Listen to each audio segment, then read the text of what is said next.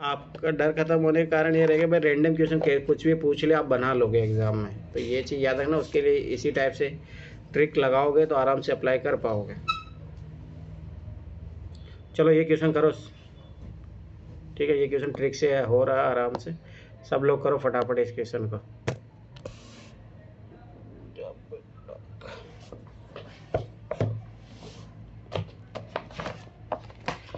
ऐसे है ना निखिल, उस क्वेश्चन में एक ट्रिक ये भी लगती है थोड़ा बहुत। अगर आप बौद्धिज्म के बारे में थोड़ा बहुत भी समझोगे ना तो याद करो। देखो मैंने एक वो अजंता में याद करो कि पदम पानी करके उसका बोधिसत्व भी मिलता है, याद आया?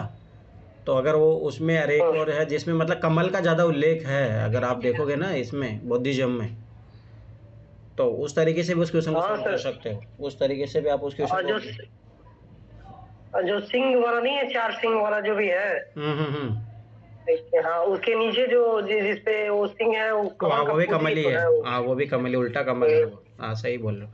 तो मैंने तो उस तरीके से उसको सोचा था उस क्वेश्चन को कि इसका डी इस तरीके से होगा, पर आपने वो जो तरीका निकाला बहुत अच्छा था। बहुत अच्छी बात है। ऐसे देखो, ऐसे ही सीखो, ऐसे ही फ़ायदा मिलेगा। इससे ये होगा कि आपका ना डर खत्म हो जाएगा। जो यूपीएससी पूछती है ना, सिंगल वर्ड वाले क्वेश्चन पूछती है, तो वो आराम से कर लेते हो। मेरे अब यार एक भी गलत नहीं हुआ था, तो मैं इसीलिए बता रहा हूँ कि आप ये सीखो। तो उससे क्या, करंट अफेयर ये सब फालतू चीज़ें टेंशन नहीं रहेगी। ठीक है, करो ये चीज़, क्वेश्चन करो, ये भी आराम से ट्रिक से हो रहा है।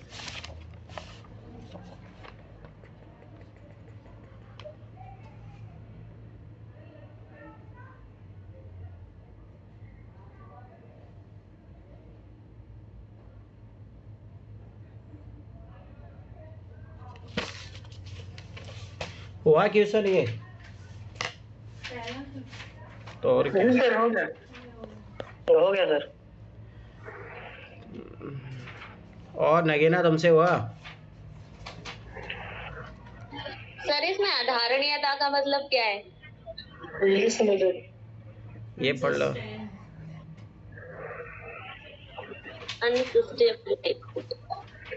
अरे ज्योग्राफी में बढ़िया भी होगा। तो धारणीयता, धारणीयता क्या होता है? सस्टेनेबल। अधारणीयता क्या होगी? अनसस्टेनेबल। हो गया। चलो बताइए नगीना, क्या आंसर आया आपका? सर मेरा आया इसमें 1 और 2 ए आया। अच्छा, और निखिल तुम्हारा? 1 और 2 यही आएगा। और रमेश तुम्हारा? 1 और 2। अच्छा, किसी का इसके अलावा कुछ और आ रहा है? मेरा क्या? हाँ, बी आ रहा तुम्हारा? और कोई है महाविद्वान आदमी जिसका कोई और अलग आ रहा हो? उठा के फेंक दूंगा। इधर देखो, निम्नलिखित में से किसके और किन के कारण जो उत्पादन के स्वरूप में अधारणीयता है? हाँ, अब याद आएगा। क्वेश्चन गलत कर जाओगे उसके बाद याद आएगा। देखो अधारणीयता है तो भाई अधारणीयता नेगेटिव चीज़ है, तो नेगेटिव को नेगेटिव खोजो। जीवाश्म ईंधनों पर भारी निर्भरता, हाँ ये भी नेगेटिव है। संसाधनों की सीमित उपलब्धता, ये भी सेम नेगेटिव हुआ। पुनर्चक्रण तो भाई ये तो रिसाइकलिंग होता है। रिसाइकलिंग तो याद रखना कैसे होता है, सस्टेनेबल होते हैं। जैसे थर्ड काटोगे तो ऑप्शन ऐसे के पॉजिटिव नेगेटिव, आप ऐसे भी कर सकते हो। इस क्वेश्चन को याद रखना ये चीज़। आज जो क्वेश्चन भेजा था सर वो सीरियस एनडीए का था क्या? अरे पता नहीं, निखिल लगाया था। निखिल लगाया था वो डाले थे सर, डाले थे। क्या नाम था? धर्मेंद्र जाखड़ सर, वहां से देखे थे उसको। पता नहीं मुझे। चलो ठीक है, ये क्वेश्चन करो सब लोग फटाफट। थर्ड नंबर करो।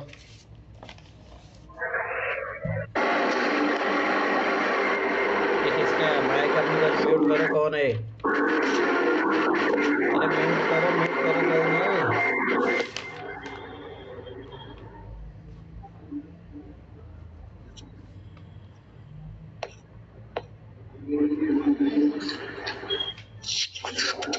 हो गया? और किसका हुआ? हाँ सर हो गया। इसका सी आएगा। अच्छा, और किसका क्या आ रहा है? मेरा भी सी आ रहा है। हाँ सर सी ही लग रहा है मुझे भी। परिणाम हमेशा याद रखना कि जब भी इस टाइप के ऑप्शन बनते हैं ना, ये चीज़ मैंने ऑब्जर्व किया है, याद रखना कि एलिमिनेशन से आंसर आता है। जीएस हो चाहे सीसीएट हो, कुछ भी याद रख लेना। ये चीज़ याद रखना मतलब, ठीक है। और किसी का कुछ और अलग आ रहा है इनके अलावा, सी के अलावा? देखो यहाँ पे पॉजिटिव नेगेटिव ट्रिक लगाओ, ठीक है। उपयुक्त परिच्छेद के अनुसार वनोन्मूलन और अनाच्छादन के अंतर्गत निम्नलिखित से क्या परिणाम होंगे? तो ये चीज़ है नेगेटिव, तो नेगेटिव को नेगेटिव परिणाम होगा। मृदा संसाधन का शरण, हाँ होगा, जरूर होगा। तो ये होगा, तो ये तो गए काम से। आम आदमी के लिए जमीन की कमी अरे मुझे बताओ भाई, लैंड कैसे कम हो जाएगी वनोन्मूलन से? तो ये इलॉजिकल बात बोल रहा है भाई। सब ऐसे दूसरी बात यही चीज़ रखना, इन्वायरमेंट है, इन्वायरमेंट चाहिए। कृषि के लिए जल की कमी है तो अपने को पता ही है, वनमूलन होता तो भाई जो है पेड़ों का जैसे जड़ें जो है पानी को रोक के रखती है, ये चीज़ याद रखना। तो ग्राउंड वाटर बढ़ता है उससे, ये तो भाई पानी जब फ्लो होके चले जाएगा तो कमी तो पड़ेगी। ये बात सही है, 1 और 3, ठीक है, ये चीज़ याद रखना।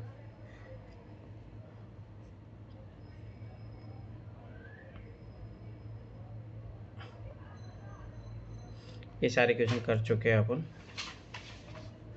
चलो आ जाओ, ये फटाफट दोनों पैसेज करो, 11 और 12 करो। पैसेज की प्रैक्टिस करवानी पड़ेगी तुम लोगों से।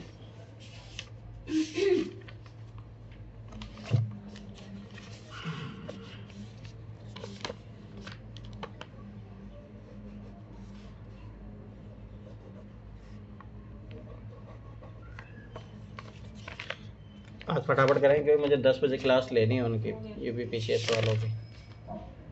12 भी करना, दोनों करो।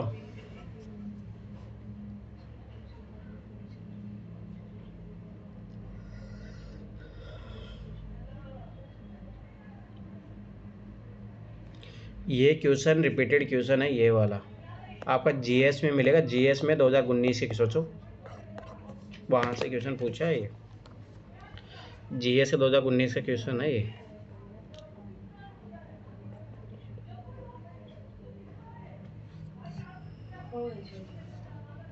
दोनों हो गए।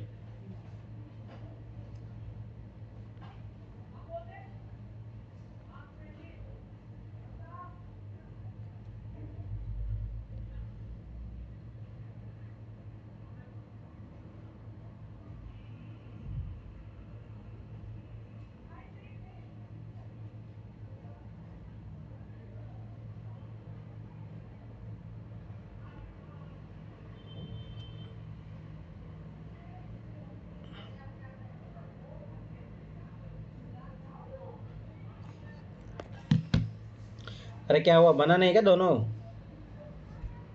बन गए सर। हो गया।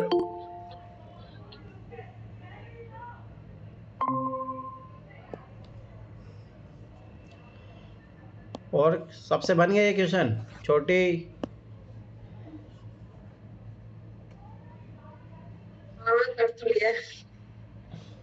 चलो सब अपने अपने आंसर बताओ। 11वें के किसका, छोटी तुम्हारा क्या आ रहा है इसका आंसर? इसका सी। ठीक है, निखिल तुम्हारा क्या आ रहा है? सी। नगीना? सी ही आ रहा है सर मेरा भी। सना? मेरा भी सी आ रहा है सर। और कौन, रमेश? भाग गया क्या वो? अमित?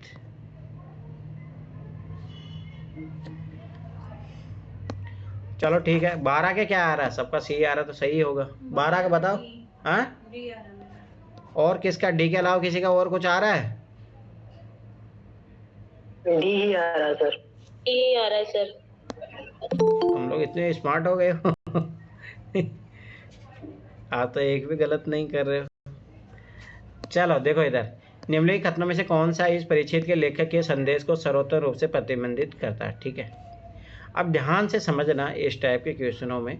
मैंने कितनी बार बोला, देखो ना जीएस की जो ट्रिक लगती है ना, वो यहाँ पे भी लगती है। देखो ध्यान से देखना। हम मान लेते हैं, ठीक है, मान लेते हैं।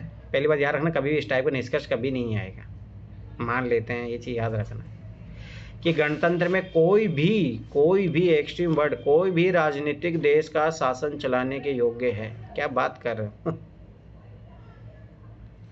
मतलब एक भी गलत हो गया तो ये तो पूरा पूरा गलत हो गया ना। एक्सट्रीम है, याद रखना। राजनीतिकों को प्रशासन में प्रशिक्षित लोगों में से ही चुना जाना चाहिए। ये तो वही बात बोल गया कि आईएएस अधिकारी देश चला सकते हैं, नॉर्मल इंसान देश चला ही नहीं सकते। गलत, ठीक है। हमें कोई ऐसी पद्धति सोच निकालने की ज़रूरत है जिससे सार्वजनिक पद से अयोग्यता को दूर रखा जा सके। ये बात तो सही बात है। देखो इसकी कमी को यही पूरा कर रहा है। अपने पता कि कुछ राजनीतिक ऐसे होते हैं जो भाई मतलब नहीं होते हैं योग्य, तो योग्यता के लिए अपने को भाई ऐसे लोग नहीं आए शासन चलाने में, तो वो अपने को ऐसा फॉर्मूला तो निकालना पड़ेगा भाई। ये देखो सॉल्यूशन भी दे रहा है, ये चीज़ याद रखना। क्योंकि मतदाता अपने प्रशासकों को चुनते हैं। अरे प्रशासकों को कब से चुनने लग गए?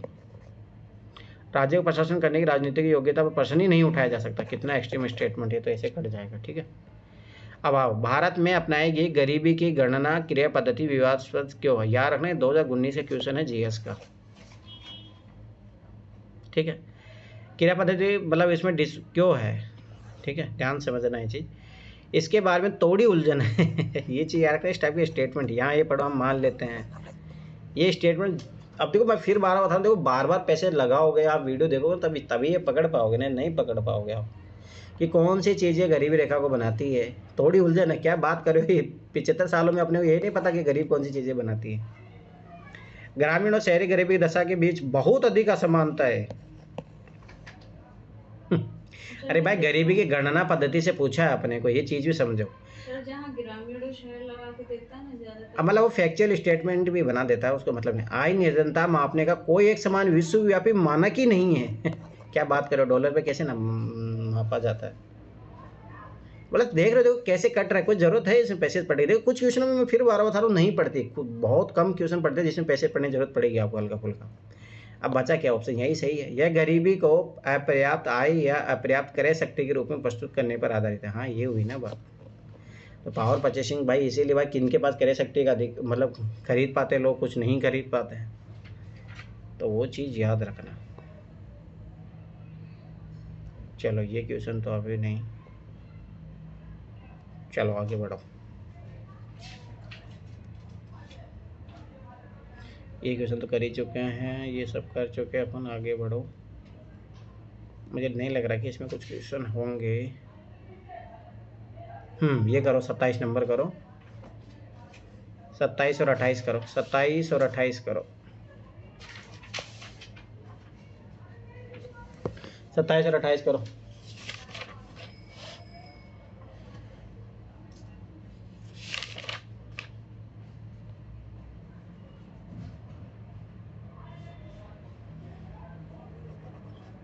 सर इसका आंसर बताएं 27 वाले का। अरे आंसर नहीं कीजिए सवाल।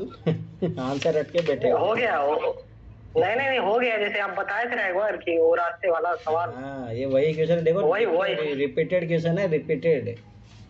अब ये गलत नहीं होना चाहिए, याद रख लो ये चीज। 36 आएगा ना सर? हाँ 36 आएगा। अब तुम कुछ गड़बड़ी कर दिए हो। इसके लिए तो पूछ करो 27 और 28 करो।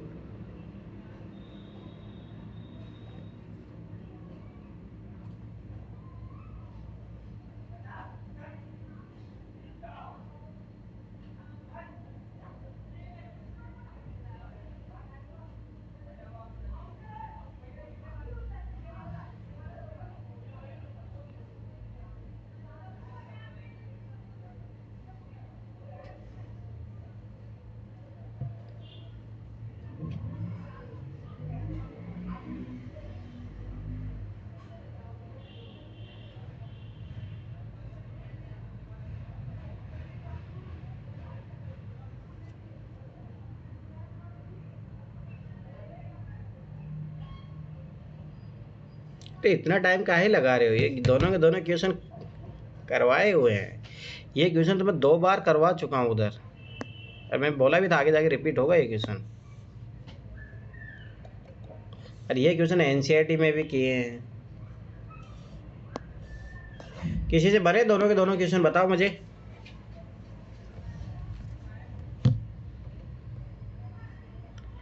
अरे किसी से नहीं बने क्या?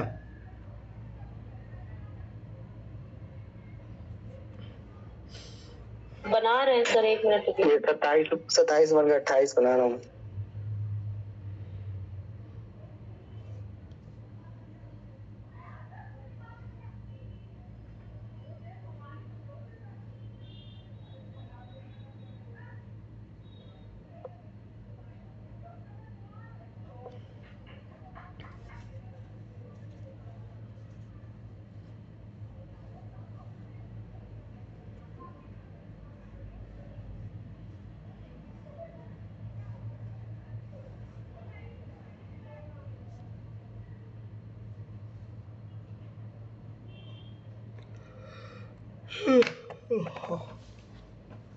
बन गया सर। दोनों बन गए? Yes sir.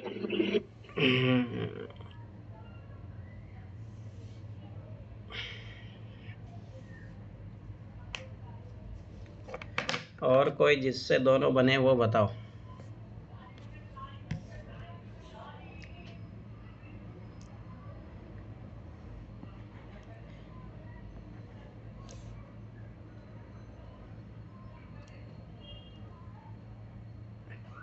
इसको हो गया सर, दोनों हो गए। क्या आंसर आया ना कि ना तुम्हारा?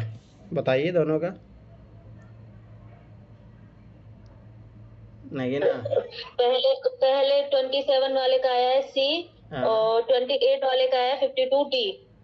और कानू तुम्हारा क्या है? सर यही 15 और 52। निखिल क्या गलती किए हो? 27 नंबर देखो इधर, ए बी सी जो है और 3 रास्ते इस प्रकार है। ए से बी तक 3 भिन्न रास्ते हैं, ध्यान से समझना। ए से बी तक 3 रास्ते हैं, वही सेम क्वेश्चन है ये। बी से सी के लिए 4 भिन्न रास्ते हैं, ठीक है। और ए से 3 के लिए 3 भिन्न रास्ते हैं, ए से सी के लिए भी 3 रास्ते हैं, ठीक है। इन रास्तों का प्रयोग करके कोई व्यक्ति कितने भिन्न मार्गों से ए से सी तक जा सकता है? अब मुझे बताओ, ए से सी तक पहुंचना तो 3 रास्ते थे। देखो निखिल गलती देखो इधर, तुम क्या कहते हो, 1 2 3 रास्ते तो ये हो गए। इधर 3 × 4 12, 12 + 3 जोड़ दो, आंसर आ गया 15। इसमें क्या था बताइए? निखिल क्या किया, सबको गुणा कर दिया। अरे ये तो ए से सी तक तो यही ओनली 3 ही, एक ही मतलब ये 1 1 ही काउंट होगा ना। मैंने क्या बोला था, यहाँ जाने के बाद इसके 4 ऑप्शन बचते हैं, इसीलिए जो है यहाँ पे फिर ये 4 ऑप्शन बचते हैं, इसलिए गुणा होता है। ये तो डायरेक्ट पहुँच रहा है ना सी के पास। समझ में आया निखिल? हाँ सर, अब नहीं गलती होगा। अरे मैंने बोला तो देखो, ये सेम रिपीटेड क्वेश्चन। अब देखो इससे ज़्यादा यूपीएससी क्या हेल्प करेगा। अब ये क्वेश्चन देखो, अब देखो इसको 2 तरीके से कर सकते हो, ऑप्शन मेथड से भी कर सकते हो आप, ठीक है। याद रखना ऑप्शन मेथड से भी हो जाएगा, वैसे मान के करोगे तब भी हो जाएगा। देखो ए के पास कुछ सिक्के हैं, ठीक है, मान लिया कि उसके पास एक्स सिक्के हैं, ठीक है। वो एक्स वाला जो एनसीईआरटी तरीका है उसी से भी कर सकते हो आप। एक्स है वह उनमें से आधे सिक्कों में 2 और सिक्के मिलाकर बी को देता है। तो जैसे ध्यान समझना कि एक्स सिक्के थे, उसमें से आधा करके प्लस 2 सिक्के मिला के वो बी को दे देता है, ठीक है। बी उनमें से आधे सिक्कों में 2 और सिक्के मिलाकर सी को दे देता है। अब इसका आधा करके x/2 + 2 का तो आधा करेगा वो, फिर उसमें 2 जोड़ के वो सी को दे देता है, ठीक है। सी उनमें से आधे सिक्के 2 और सिक्के मिलाकर डी को दे देता है, फिर वही सेम चीज। ये चाहो तो एक साथ सोल्व कर लेना, ये फिर बाद में सोल्व कर लो, पर नहीं मेरा मानना है सोल्व कर लेना, नहीं तो बहुत लंबा पर चला ही जाएगा, ठीक है। डी के पास जितने सिक्के हैं वह 2 अंकों की लघुत्तम संख्या मतलब 10 है। मतलब देखो ना, अब एक तरीका तो ये है कि आप यहीं से आगे बढ़ जाओ। मैंने बताया भी था कि इस टाइप के क्वेश्चन में उल्टा बढ़ा करो, आप उससे क्वेश्चन सोल्व कर लोगे। अब देखिए ध्यान से, डी के पास जितने सिक्के हैं वह 2 अंकों की लघुत्तम संख्या। 2 अंकों की लघुत्तम संख्या कौन सी होती है भाई? 10 ही तो होती है ना। तो डी के पास अपने को पता चल गया 10 है। अब मैं सी का निकाल सकता हूँ। सी क्या है? सी उनमें से आधे सिक्कों के 2 और सिक्के मिलाकर डी को देता है, तो इसका मतलब था यहाँ पे जैसे 8 आया ना, तो 16 थे, 16 का आधा करके प्लस 2 जोड़ के देता है ना। तो समझ में आया, सी के पास कितने थे, 16। ठीक है, इस तरीके से आगे बढ़ो। याद करो, मैंने जब एनसीईआरटी पढ़ाया था तब करवाया भी था मैंने ये चीज़। ठीक है, अब ये क्या बोला, बी का वही सेम चीज़। तो बी के पास अब ऐसी बात है, उस टाइम कितना था, 32 था, 32 का आधा करके देता है ना उसको। ठीक है, अब आगे पढ़ो, इसमें बी को जो है 32 करके देता है, वह उनमें से नहीं सर, रुको 32 नहीं होगा ना, उसके 2 कम करो क्योंकि उसमें 2 जोड़े होंगे। 30 होगा। 30 भी 30 क्यों होगा ना सर? 14 होगा, इधर 16 से इधर 14 होंगे ना इसके, उसका डबल 28 होगा। देखो डी के पास 10 है, सी के पास 16 है ना। 16 देखो डी को किया, हाँ, जब तो सी 16 में से 2 कम करो। अच्छा, तो सी के पास, अच्छा हाँ 14, 14 2 करोगे तो फिर 14 तो 28 आएगा ना फिर। 28 हो जाएंगे बी के पास। हाँ, ये बी के पास आ फिर गया। इसमें से 2 कम करेंगे तो 26 26 13 26 जो ना 52, हाँ 52 ए के पास 52 आ जाएंगे, डायरेक्ट है। तो इसमें ना एक्स वाले मानने से ज़्यादा अच्छा है कि आप उस तरीके से करो, है ना। एक तरीका तो ये था जिसमें अपन उल्टा चले, रिवर्स चले। एक ऑप्शन वाला मेथड ही बता देता हूँ, ध्यान देखना। जैसे मान लिया मैंने 52 सिक्के थे, ठीक है। अब ये क्या बोल रहा है, वह उनमें से आधे सिक्के मतलब 26 दो जोड़ के सिक्के मिलाकर बी को दे देता। बी का कितना हो गया, 28। ठीक है, अब आगे देखो, बी उनमें से आधे करके 14 प्लस 2, तो सी के पास कितने आ गए, 16। ठीक है, सी उनमें से आधे सिक्के आधे 18 8, सी उनमें से आधे सिक्के करके 8 प्लस 2 करके 10 दे देता है। तो ये देखो एकदम सही हो रहा है, ऑप्शन मेथड से भी कर सकते हो। पर मेरा मानना है कि ज़्यादा अच्छा होगा कि इसमें रिवर्स चलो। मैंने याद करो जब एनसीईआरटी करवा रहे थे तब भी ऐसा ही हुआ, तो रिवर्स चलो, उससे आंसर आ जाता है। वो एक्स मान के ना थोड़ा डिफिकल्ट पड़ जाएगा। किसी ने किया है एक्स मान के इस क्वेश्चन को? एक्स मान के कर तो रही थी लेकिन सॉल्व अरे हुआ नहीं वो प्रॉपर। नहीं, वो रहने दो, वो गलती मत करना इसमें देखो दो ही ज़्यादा अच्छा जो है ना, ये वाला जो अपन उल्टा चले थे ना, यही अच्छा है मेथड। ठीक है, याद रखना ये चीज़। चलो ये क्वेश्चन 26 नंबर क्वेश्चन करो, ये बहुत अच्छा क्वेश्चन है।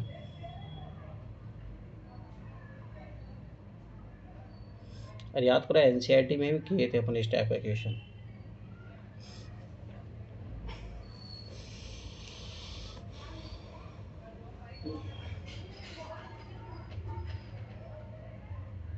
बहुत इजी क्वेश्चन है, बस थोड़ा सा ध्यान देना है, बन जाएगा।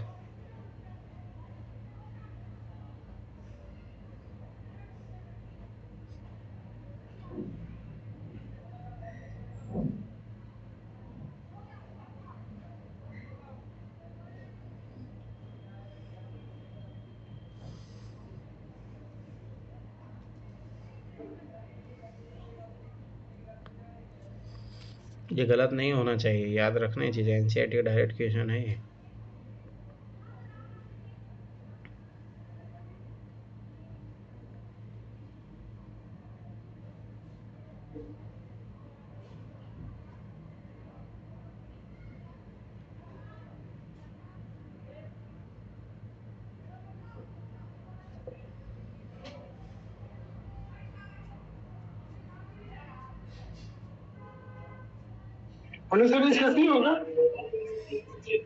शाबाश, यही होगा। कहाँ बैठे थे तुम?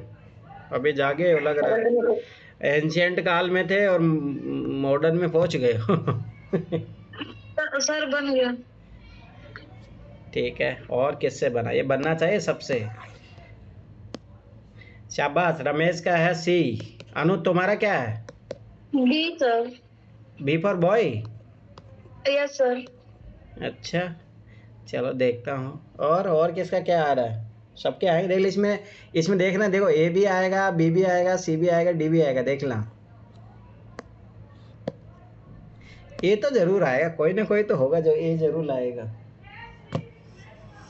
सी वाला एक बंदा मिल गया, सोचो मुझे। बी वाले मिल गया, ए और डी वाला भी बताओ। बी आ रहा है सर, बी आ रहा है 40.4।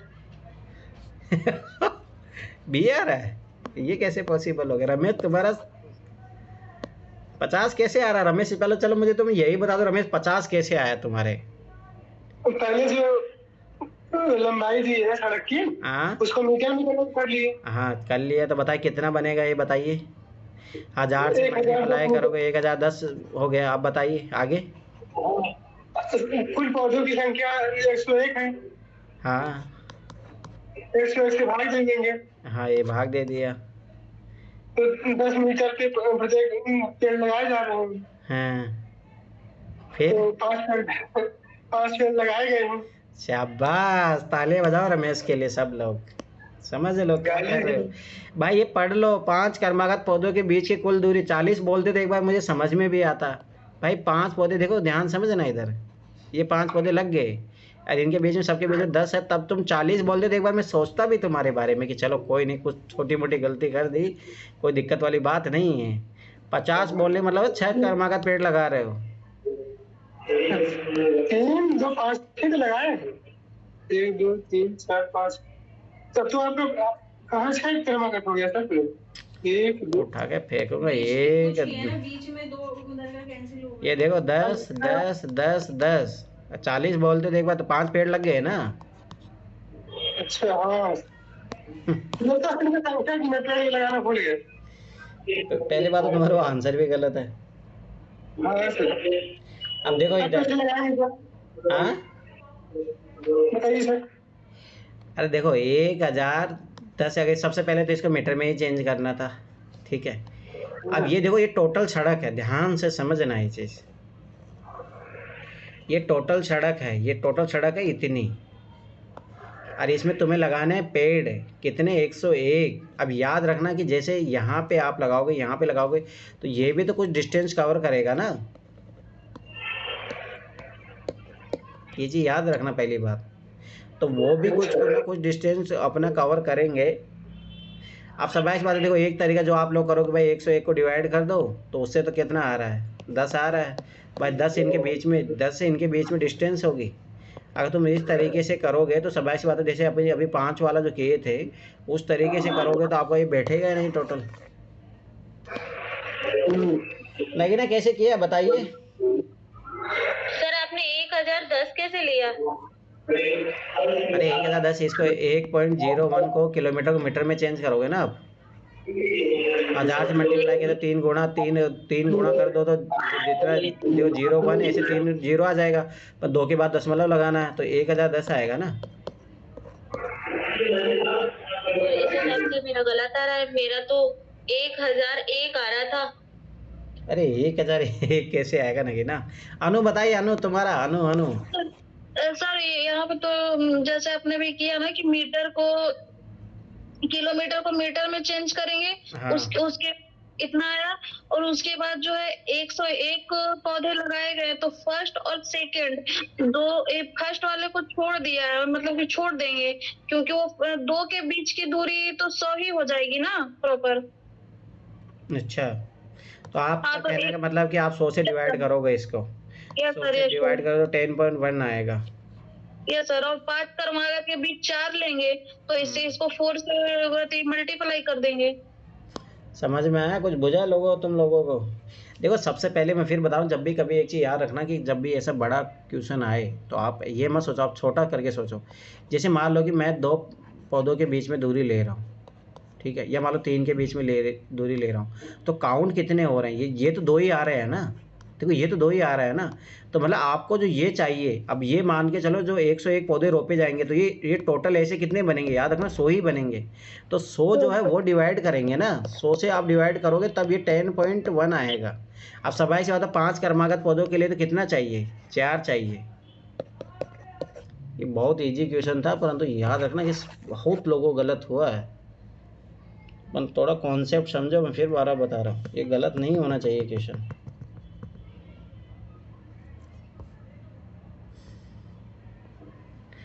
कभी मैं कितने में बोला, जब इस टाइप क्वेश्चन आए ना, थोड़ा तोड़ लिया करो उस क्वेश्चन को, याद रखना, तो गलत नहीं होगा कभी भी।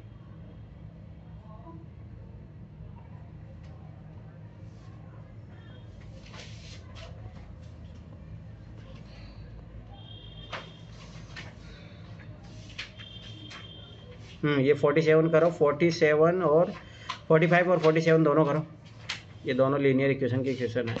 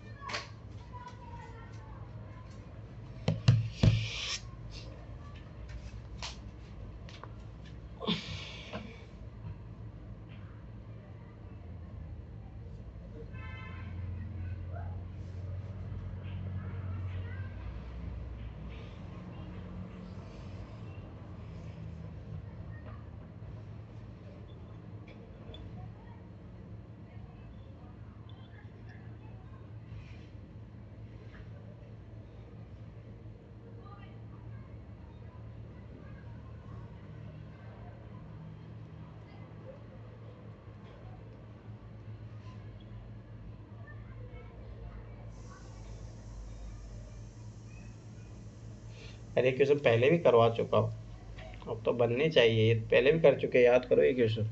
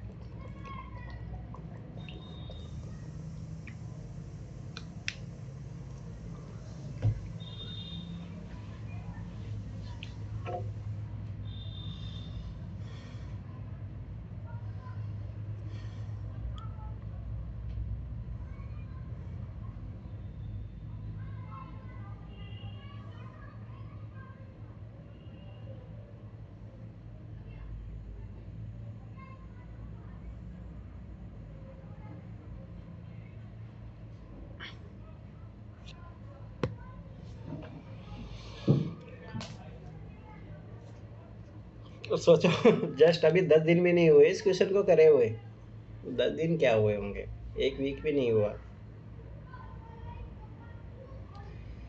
बना किसी से दोनों? Yes sir.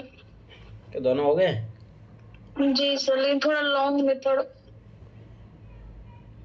Long method sir 46 में प्रॉपर ही, मतलब 45 वाला में प्रॉपर ही कैलकुलेशन करना पड़ा।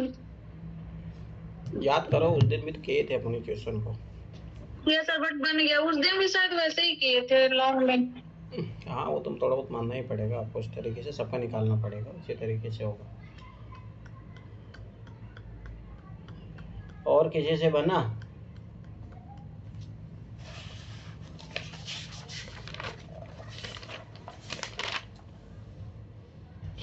थोड़ा लगा, लेकिन थोड़ा कैलकुलेशन बड़ा हो गया है। क्या हो गया? कैलकुलेशन थोड़ा बड़ा हो गया, लगा नहीं आ जाएगा इसमें। जी कितना ही बड़ा हो गया है कैलकुलेशन, हम भी तो देखे।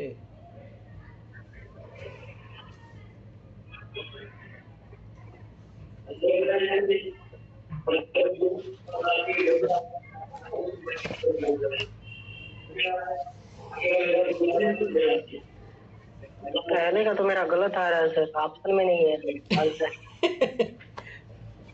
क्या कर रहे हो निखिल? सोचो अभी 6-7 दिन पहले किए थे, सोचो ये सेम रिपीट भी कर देगा तो तुम लोग कैसे करोगे भाई क्वेश्चन को? कर लेंगे सर, आंसर याद कर लेंगे। अरे आंसर से सेम आता है, प्रोसेस सेम लगता है। हाँ तो आपने भी कहा कि सेम भी रिपीट कर देगा तो नहीं बनेगा। तो मैं आंसर चेंज कर दूंगा, मान लो मैंने यहाँ पे 30 कर दिया, बोलो तब तो आंसर तो अलग आएगा ना। फिर तो मतलब समझो, मतलब प्रोसेस तो सेम ही होता है ना। प्रोसेस भूल गए हो तो तुम स्वाभाविक सी बात है, फिर तो कैसे बना पाओगे? सर नंबर होगा इसका 47 का कौन करेगा? इतनी देर में तुमसे एक क्वेश्चन हुआ है। अरे सर टाइम लग गया।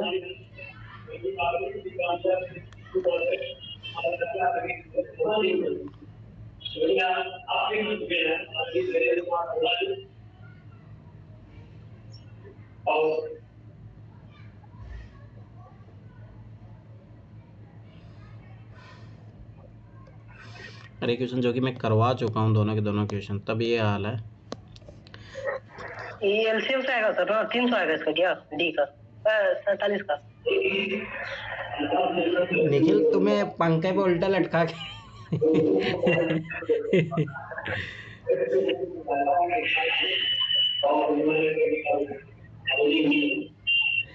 एलसीएम से आएगा, पर तो फिर भी तुम कुछ गलती किए हो।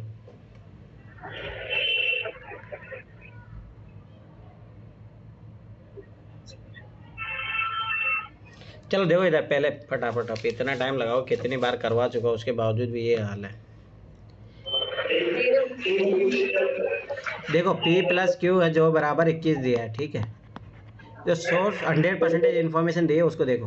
फिर यहाँ पे देखो आगे बोला है, यहाँ पे देखो x और y जो है, x प्लस वाई जो है 28 दिया है, ठीक है। ये तो अपने को 100% दो ऑप्शन अपने को अपने एकदम क्लियर दी है, ठीक है। अब यहाँ पे देखो, यहाँ पे P और Q के बारे में बात बोला और यहाँ से कुछ अपने को इन्फॉर्मेशन पता लग जाएगा, ठीक है। क्या बोला है यहाँ पे, P ने जितनी नोटबुक खरीदी है उससे 5 कम नोटबुक Q ने खरीदी है। अब सोचो इन दोनों का योग 21 आ रहा है, तो ये स्वाभाविक सी बात में देखो इसका मतलब ये क्या है, अपन ऐसे लिखेंगे तो इसको यहाँ पर रख देंगे तो वहाँ से आ जाएगा। P ने जितनी नोटबुक खरीदी है उससे 5 कम नोटबुक Q ने खरीदी है। 5 वो अगर मुझे इक्वल करना है तो मैं Q को +5 करूँगा, नहीं करूँगा, बताइए, सही है ना। ये इक्वेशन बन गया, तो इसके जब P की जगह ये मान रख दो, तो ये मान रखोगे तो Q + 5 बराबर Q बराबर 21, तो ये 2Q बराबर ये 15 गया वहाँ से, तो कितना बचा 16, तो Q बराबर आ गया 8। अब देखो सब फटाफट आ जाएगा, Q बराबर 8 आया तो P बराबर कितना आ गया 13, हो गया काम, ठीक है। अब आगे देखो x और y का 28 दिया, अपन यहाँ पे एक कंडीशन दिया, ध्यान देखना। x ने जितनी नोटबुक खरीदी है उससे 5 अधिक नोटबुक P ने खरीदी है। P ने कितनी खरीदी है 13, तो x ने कितनी खरीदी होगी, सब x की बात है, कितना आएगा 8। जब x का 8 आ गया तो यहाँ पे y का कितना आ जाएगा 20, ठीक है। अब और क्या बचा, P हो गया, Q हो गया, x हो गया और y हो गया, z बचा, z का यहाँ से मिल जाएगा। x ने जितनी नोटबुक खरीदी उससे 8 अधिक नोटबुक z ने खरीदी है, तो x ने 8 खरीदा तो z ने कितना खरीदा 16। अब इनको जोड़ दो सबको, अब जोड़ दो तो ये कितना, देखो यहाँ तो सब फटाफट दिया ही है, डायरेक्ट जोड़ो, देखो यहाँ जोड़ो 28 और ये जोड़ो डायरेक्ट 21, 28 और 21 करोगे तो कितना हो जाएगा 49। अब बचा क्या, ओनली बस PQ हो गया, XY हो गया, Z बचा, Z 16 और जोड़ दो, कितना 9 6 15, 80 लगे 1 4 2 6 65 इंटू 40, 0 4 5 20 10 4 6 24 26 आ गया आंसर। अब मुझे बताओ इसमें इतना क्या टाइम लग रहा था। मैं फिर बता रहा हूँ लीनियर इक्वेशन का क्वेश्चन है, ये क्वेश्चन गलत नहीं होना चाहिए, 6ठी क्लास का क्वेश्चन है। अब इधर देखो ये क्वेश्चन 47, ध्यान से देखना इधर इस क्वेश्चन को। एक व्यक्ति ने कुछ कल में 6 बच्चों को, अरे म्यूट करो, किसकी तरफ से होना है, म्यूट करो, अपनी तरफ म्यूट कर दिया करो। 6 बच्चों ABCDEF में बांटना चाहता है, ठीक है। यदि A को मिली कलमे की संख्या जो है B को मिली कलमों की संख्या की 2 गुनी है, ठीक है। A को मिली जो कलमों की संख्या जो है B को मिली कलमों की संख्या की 2 गुनी है। तो मान लो कि B ने जैसे मान लो x है तो A ने कितना लिया 2x, ठीक है। अब आगे देखो, C को मिली कलमों की संख्या, A को मिली कलमों की संख्या B को मिली कलमों की संख्या 2 गुनी है, C को मिली कलमों की संख्या की 3 गुनी है, ठीक है। चलो आगे, D को मिली कलमों की संख्या 4 गुनी है, E को मिली संख्या 5 गुनी है, मतलब वही है 2 3 4 5 6। इसका ले लो तुम एलसीएम कितना आएगा 60 आया। अब ध्यान से समझना ये चीज़। अब देखो कभी भी एक चीज़ याद रखना, जब भी आप इस तरीके से इस क्वेश्चन को करोगे तो ये जो संख्या आई है ये जो है कि स्वाभाविक सी बात है, ए को जो कितना क्या क्या मिल सकता है उसके बारे में आई है, ठीक है, याद रखना ये चीज़। अब देखो इसका 60 आया है, तो स्वाभाविक बात है पहली बार अपन देखेंगे जब 60 लेके करेंगे, ए का मान के चलते हैं भाई, ए को मिला है 60, ध्यान से, ये ए के बारे में आया है, डायरेक्ट 300 क्यों कर रहे हो भाई, ये एक ही संख्या है, ये ए को कितना मिल सकता है 60 लिया। अब आगे देखो इसको करो, यदि ए को मिली कलमों की संख्या बी को मिली कलमों की संख्या 2 गुनी है, तो बी को कितनी मिलेगी 30, ठीक है। अब आगे देखो, सी को मिली कलमों की संख्या की 3 गुनी है, 3 गुनी है तो कितना, सी को कितना मिल गया 20, ठीक है। डी को मिली कलमों की संख्या 4 गुनी है, तो डी को जैसे करोगे 15, ये तो विषम संख्या आ गई, समझ में आया, प्रत्येक संख्या सम होनी चाहिए, तो ये तो गलत गया, इसका मतलब ये नहीं आएगा आंसर। तो इसका मतलब अब आगे लो 120 लो, समझ में आया किस तरीके से करना है क्वेश्चन। अब ए का मान 120 लो, अब 120 करोगे तो बी को कितना मिल जाएगा 60, अब उसको सी को कितना मिलेगा 3 गुना मतलब 40, ठीक है। और डी को मिला कितना 4 गुना मतलब 30, ठीक है। ई को मिला 5 गुना करो, 5 से डिवाइड कर दो, 5 दूना 10 और 5 का 20 24, ठीक है। 6 गुना मिला तो 6 से डिवाइड कर दो, कितना 20 हो गया। अब ये जोड़ दो टोटल, आ गया आंसर। देखो सारे के सारे सम है, बस यही तो कंडीशन फॉलो करनी थी अपने को। अब देखो 120, 60, 180, 220, 250, 250, 290, 294 आंसर आ गया। अब मुझे बताओ इसमें क्या था ऐसे क्वेश्चन में? सर लंबा था सर। और उठा के फेंक दूं, ये लंबा क्या है इसमें? अरे उसमें पहले बहुत बड़ा क्वेश्चन है सर। अरे भाई एलसीएम लेने के बाद जस्ट फट तो बन गया भाई, 60 लेके सोचो फिर 120 हो तो गया फट से, उसमें क्या है? डिवाइड ही तो करना था उसमें इतना, ये इसमें कौन सा टाइम लग रहा है? अगर तुमसे ये क्वेश्चन नहीं बना तो फिर ये कैसे बनाओगे तुम लोग? 49 करो। कौन आया अब? काजल कहाँ सो रही थी आधा घंटे से? 40 मिनट हो गया है। 49 करो सब लोग। जागा करो भाई, 7:30 बजे जाग जाया करो। सर वो आज ही हो गया, वरना मैं आ जाती हूँ थोड़ा लेट। ठीक है करो, 49 क्वेश्चन कीजिए सब लोग। ये एज वाला क्वेश्चन बनना चाहिए सबसे।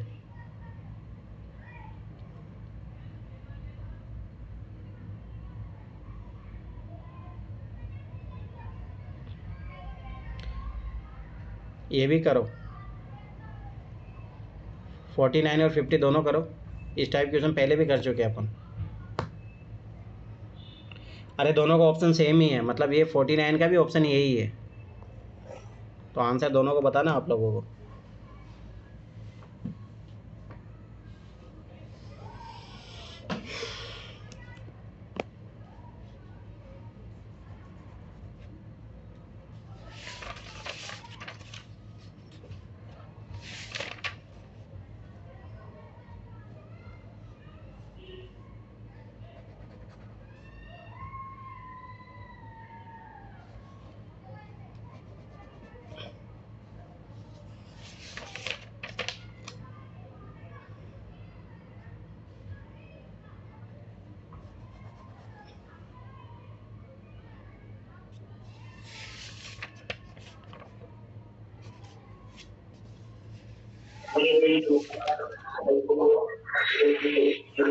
सर इसमें तो दोनों चाहिए सी।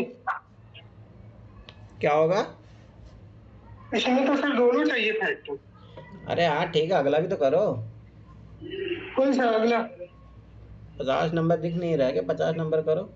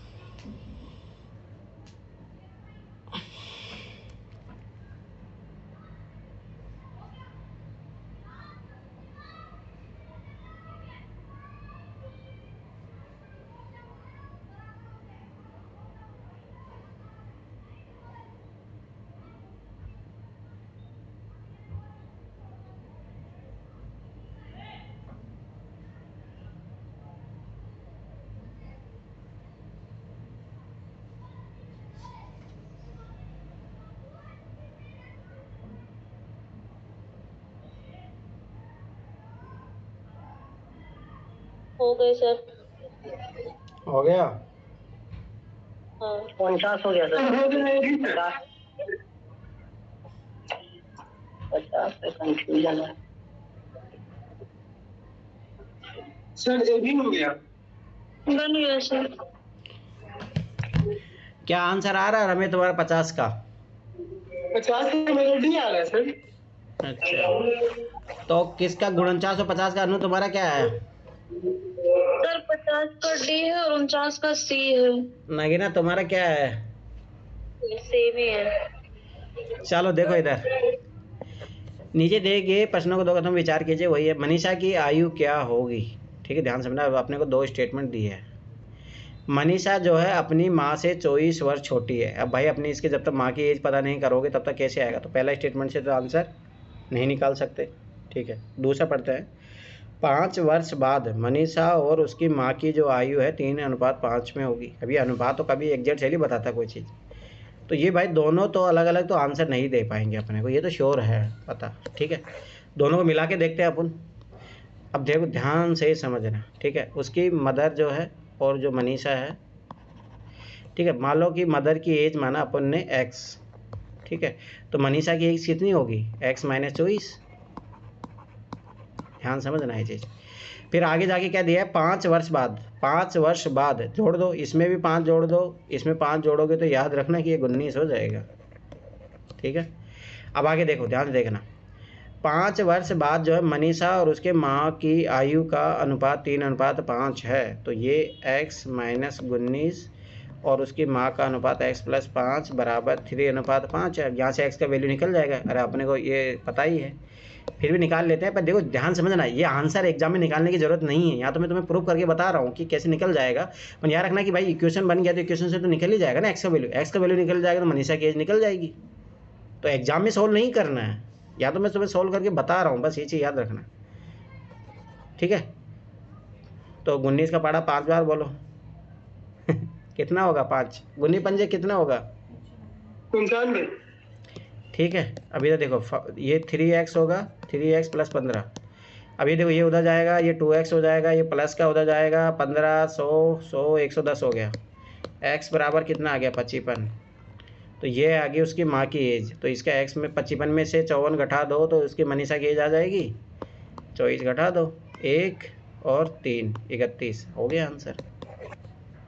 मतलब ये नहीं निकालना एग्जाम में, फिर मैं बार बार बता रहा हूँ, यहीं तक करना था, उसी के आधार पर आप निकाल सकते हो। तो इसका मतलब क्या आंसर आ गया, दोनों की सहायता से जो है निकाला जा सकता है, सी आएगा इसका आंसर। अब ये देखो, ये क्वेश्चन बहुत अच्छा क्वेश्चन है और ये रिपीटेड क्वेश्चन है उधर PYQ का, पहले भी आया हुआ, याद करो कितना था 10 से लेकर 2 बजे तक कितने पीरियड है, जिसमें 15-15 मिनट 5-5 मिनट का बीच में गैप भी रहता है, वही क्वेश्चन है ये, सेम क्वेश्चन वही डिक्टो। देखो 6 व्याख्यान है ABCD जो प्रत्येक 1 घंटे की अवधि के हैं। ठीक है, ध्यान से समझना। प्रातः 8 बजे से अपराह 2 बजे के बीच निहित किए गए। ठीक है, नीचे दिए गए 2 कथनों पर विचार कीजिए। तीसरी व्याख्यान अवधि पीरियड में कौन सा व्याख्यान है। अब तो ध्यान से समझना, पहला क्या बोला कथन है, ठीक के बाद पहला ए, और देखो इसमें 3 स्टेटमेंट ही दिया है, इसमें एक ही दिया है। तो भाई ये दोनों मिला के देखो, सिंगल सिंगल तो ऐसे नहीं दे पाएंगे आंसर। मुझे बता दोनों मिला के क्या सबके बारे में बात कर रहे हैं, A B। देखो अपने पास 6 है, ये कितनी बार बात ऐप के बारे में, A के बारे में, C के बारे में, B के बारे में। जब तक तुम्हें D के बारे में नहीं पता, E के बारे में नहीं पता, तुम कैसे बता पाओगे भाई, बताइए। तो स्वाभाविक सी बात है डी आंसर। अब देखो एग्जाम में भी ऐसे ही करना है, सोल्व करने मत बैठ जाना। मैं फिर बता रहा हूँ, ये डाटा सफिशिएंसी वाले सबसे इजी क्वेश्चन है, अगर समझ गए। इसमें ना तो टाइम लगता है, कुछ भी नहीं है, ना कैलकुलेशन करना पड़ता है, ओनली समझना है बस। अरे समझ में आया, एग्जाम में सोल्व करने मत बैठ जाना भाई, जब पता है कि दोनों स्टेटमेंट में सबकी बारे में इंफॉर्मेशन है ही नहीं, तो कैसे निकाल पाओगे भाई आप। कॉन्सेप्ट यही है इसका कि मतलब दोनों सेंटेंस में ये देख ले कि जितना ऊपर पूछ रहे हैं सबके बारे में बात कर रहा है या नहीं। हाँ, वो तो इतना तो जरूर होना चाहिए, तभी तो अपन बता पाओगे ना भाई कब कौन कहाँ पे आएगा। अब देखो यहाँ से इसके बारे में क्या पता लग रहा है कि बी सबसे लास्ट में है। ठीक है, ये अपने को क्या पूछ रहा है, तीसरा व्याख्यान अवधि पीरियड में कौन सा व्याख्यान है। अब ये यहाँ क्या बोला, व्याख्यान ऐप के ठीक पहले व्याख्यान ए है, ठीक है, और ठीक बाद में सी है। अब मुझे क्या पता भाई ये कहाँ पे है, ये देखो 3 4 हो गया, 5 6, ये यहाँ पे भी हो सकते हैं, इसके अकॉर्डिंग तो सी आंसर आ जाएगा। जब ये यहाँ पे होगा तब इसके अकॉर्डिंग आंसर ए आ रहा है, तो सब अलग अलग आ रहा है ना, समझ में आया। तो समझ में आता, मैं इसका आंसर दे ही नहीं पाऊंगा। ठीक है, ये क्वेश्चन अपन कर चुके हैं पहले, ये भी कर चुके हैं, छोड़ो आगे बढ़ो, ये सब छोड़ो, ये आगे आएगा।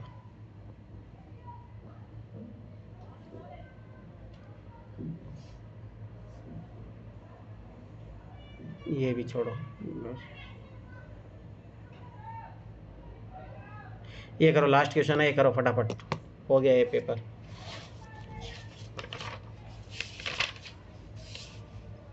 और आज भागना मत, आज करेंगे GS फट से, क्योंकि मुझे क्लास लेनी उधर, तो आज कोई गैप नहीं रहेगा, अभी साथ में करेंगे इसको।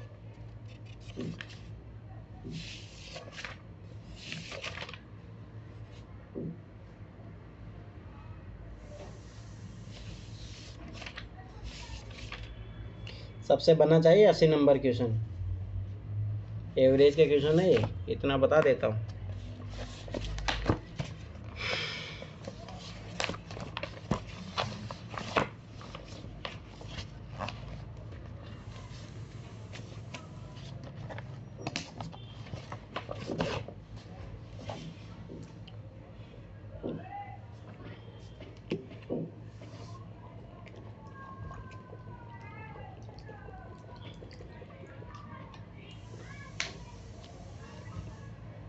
अब देखता हूँ ये क्वेश्चन कौन, इतना तो मुझे पता है गलती तो करोगे इस क्वेश्चन में, सही आंसर कौन निकालता देखते हैं।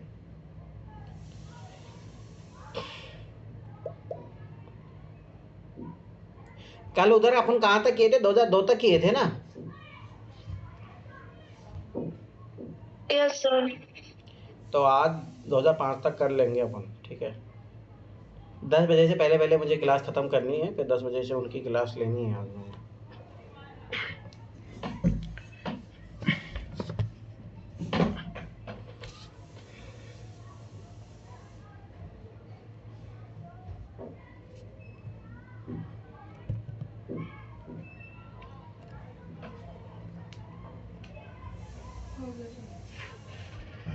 हो गया, किससे हुआ और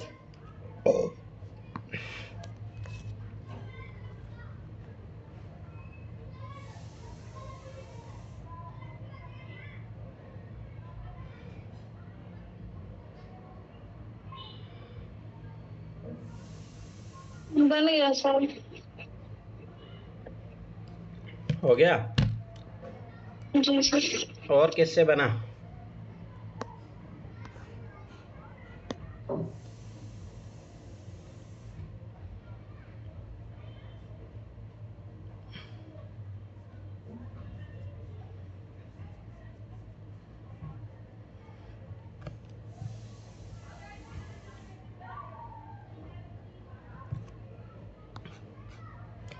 अरे क्या हुआ? निखिल, नगीना, रमेश, अमित, हो गया। किसी का डी आ रहा है? हो गया सर, 41 आएगा। अच्छा चलो, याद रखना ये कभी नहीं आएगा नहीं तो सोचो सब क्वेश्चन पूछने का पर्पज ही खत्म हो जाएगा ना, अगर ये आंसर आएगा तो। इस टाइप क्वेश्चन कभी नहीं आएगा। ठीक, चलो इधर देखो, ए बी सी का औसत भार 40 kg है, तो भाई ए प्लस बी प्लस सी का भी निकाल लूँगा डायरेक्ट, कितना हो जाएगा 120 वजन, ठीक है। बी डी ई का औसत भार 42 kg है, तो बी प्लस डी प्लस ई 3 से गुणा कर दो, 3 दूना 6, 3 चौक 12, 126। और एफ का भार जो है बी के भार के बराबर है। इतना टाइम लगाओगे तुम? चलो ठीक है, देखो इधर एफ बराबर बी है, तो A B C D E का एफ का औसत भार क्या होगा? देखो A plus B plus C plus D plus E plus F चाहिए, और डिवाइड अपन करेंगे 6 से, ठीक है, जितनी संख्या। अब देखो ए बी सी तो है डायरेक्ट, अपना ए बी सी डायरेक्ट है, तो यहाँ पे डायरेक्ट आ जाएगा 120। अब ध्यान से समझना, अब ये क्या बोल रहा है आगे जो है बी डी एफ है, परंतु यहाँ पे एक कंडीशन दे दिया, तो मैं यहाँ पे बी की जगह एफ रख सकता हूँ, तो डी ई एफ का बन गया, तो ये डी एफ का बन गया, तो बस हो गया काम, 126 कितना इजी क्वेश्चन है, ठीक है। जोड़ दो, कितना होगा? 240, 246, 246 6 का भाग 6 24 1, आंसर 41। दोस्तों कितना इजी क्वेश्चन था ये, इसीलिए मैं फिर बता रहा हूँ, जो अभी तक जितने भी मैंने टॉपिक पढ़ाए हैं ध्यान से समझ लो।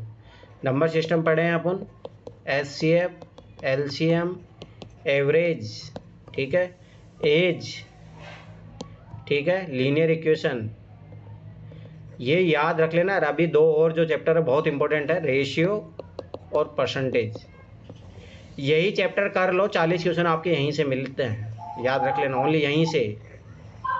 चैप्टर कब करा रहे थे? कौन सा? नंबर सिस्टम, एचसीएफ, एलसीएम उठा के फेंक दूंगा, कंप्लीट होने वाला है। अब आप जागोगे तो यही होगा, जाके क्लासेस करो पीछे जो हो चुकी है। इसे भेज देना सर आप। ठीक है, चलो अब अभी करेंगे, अभी भागना मत कोई, अभी शुरू करेंगे हिस्ट्री।